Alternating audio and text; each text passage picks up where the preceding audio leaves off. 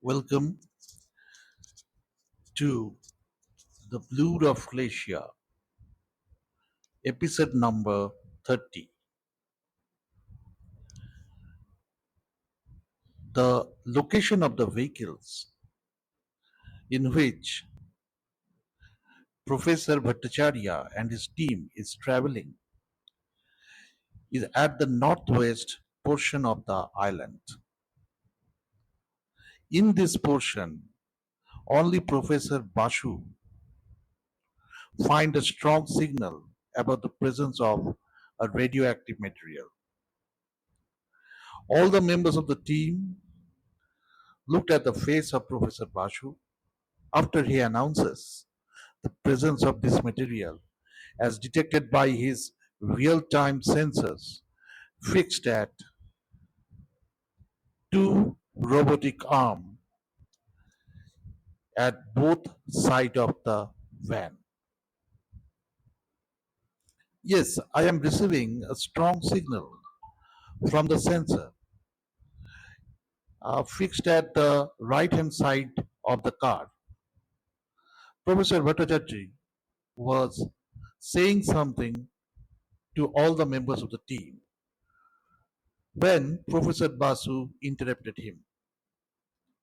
After receiving this news from Professor Basu, he gets startled and slowly sit on the chair just beside the chair of Professor Basu. Really? Please elaborate. Actually, I am receiving a signal of 50 to 100 curie from the right hand side of our van, and it is increasing as the van moves. This vehicle has a proper protection from radioactivity, I hope. Professor Basu gave an inquisitive glance toward Bhattacharya. Oh, surely, don't worry about that. This vehicle is protected from any kind of radioactive rays. And not only that, it is protected from all sides of the car, including the bottom. For each members of this team, we have also arranged radioactive preventive clothing. So radioactivity around us is not a problem, but we must investigate from where these rays are coming. Because the very reason that we are in this island is for those radioactive materials only. Then we are at the right place, Professor. You may ask the vehicle to be stopped, and some of us may volunteer with me in the ground truth investigation, such that we can identify the exact location of the source of this radioactivity. Who can go? I can. Raj raised his hand promptly. He is always eager to learn about the unknown. I am also ready, says Rahit, Raj's all-time friend. Include me, Dr. Gomez also agreed to join his long-term partners. And me also, say Jayanto. No, Jayanto, you can't go. You just recovered from a serious injury. This mission needs every member to be fit physically. Professor Bhattacharya tried to dissuade Jayanto. Jayanto is not only his student, but also his future son-in-law. Jayanto was not happy with uh, this interference from his father-in-law, but to show respect, he reluctantly agrees with Professor. So he abstained from joining the team. Okay, so we four are going. Bring us our protective clothing. I will also take few of my instruments with me, said Professor Basu. Okay, but beware of the tribesmen, Professor. They are extremely dangerous and unpredictable. Although these arrows cannot penetrate your clothes that you will wear now, but if they capture you, they will kill you. If not by arrow, but by their axes. Mohanty will go with you. Please, Professor Pashu. I'll suggest Mr. Mohanty to join this team. Your expertise will be extremely helpful if such kind of unpredictable events occur. Okay, Professor. I was not showing in my interest as I am not a scientist, a policeman. But as you say, security is important here, so I will surely join him. Don't worry. So the total number of members in the team becomes five. Professor Basu, Raj, Rohit, Dr. Gomez, and Mohanty. All of them will now wear their anti-radioactive clothing. As Basu has said, he will also take some instruments with him. So it was a windy afternoon. In these islands, wind flow like a trumpeting elephant. Its noise can imbibe goosebumps even to a brave heart. However, the team has to finish their work as quickly as possible, as government has allowed them to stay in the island for 1 month only. To the external world, this island is a completely confidential zone. But for this kind of mission, where stake is valued at millions of dollars, both in paper and power, you have to bend your own rules.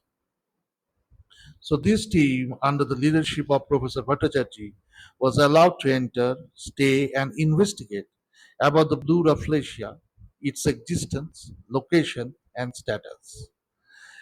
As if the trace of Blue Rafflesia can be found, then it will also indicate a source of thorium or uranium or any other radioactive material, which is the highly radioactive compounds but rarely found in the Indian subcontinent.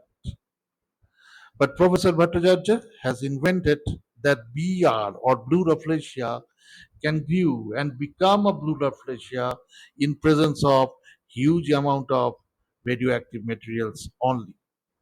And if that is the case, then if Blue Rafflesia is really here in this island, then just below this plant will be a reservoir of radioactive materials that the country can use not only for energy but also many other purposes. So, so the team for investigating the source of radioactivity as identified by the instruments of Professor Basu comprises of 5 persons, as I have discussed. At first, they wore proper protective gears such that they can be protected from the highly radioactive rays that are enumerated from the radioactive materials and detected by the sensors of Professor Basu. Then, one by one, they step into the jungle. This is one of the first instance when someone other than the Sentinelese tribe step into the island, and that also in this part of the island. Each of the members has a tracker fixed to his snake so that they can be tracked by the people who are staying in the van and if they are lost in the jungle somehow. Now, Mohanty has also taken his favorite gun with him, Raj, Rohit, and Dr. Gomez has also taken a weapon each. Only for Professor Basu, he is not carrying any arms, but only his sensors. It will help him to detect the signal and also its strength. The only communicative media that is available with the team is the walkie-talkie, and by which they can contact with the people who are staying in the van, and also they can communicate with each other with the same walkie-talkie. After walking for a kilometer, Professor Basu was astonished to find that the signal has been vanished. There is no trace of it. His instruments cannot detect the radioactivity anymore. So he starts to walk in a reverse direction. The moment he do so, signal reappears. So the team started to walk in another direction, diverted from the earlier movement, which is in the straight line. The team was moving from the van towards the jungle in a straight line. Now they are moving parallel to the van. And as a result, the signal is not only detected, but its strength is also increasing rapidly. After walking for around 500 meters, suddenly a burst of smoke appears from nowhere. When each of the five members were surprised and puzzled for what to do next, a group of people wearing masks silently encircled them. And with the help of a peculiar device, a rod with a small square shaped device fixed at the end, tranquilized all the five members of the team. Then, two men from the group of maskmen carried one of the captives each and slowly vanished within the code area of the jungle. One marksman from the group just shouted, "I have told them previously." But as is the case of these Indians, they never listen. Other people from the Marx group responded with a roar of laughter and follows the same direction that the captives were taken away to get disappeared in the dense jungle that surrounds them. So with this, I finish episode number 30 of Blue Rafflesia.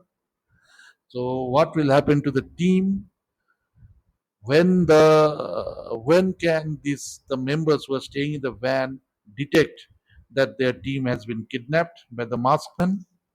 So all these mysteries will be revealed in the next edition, that is Blue Rafflesia episode number 31.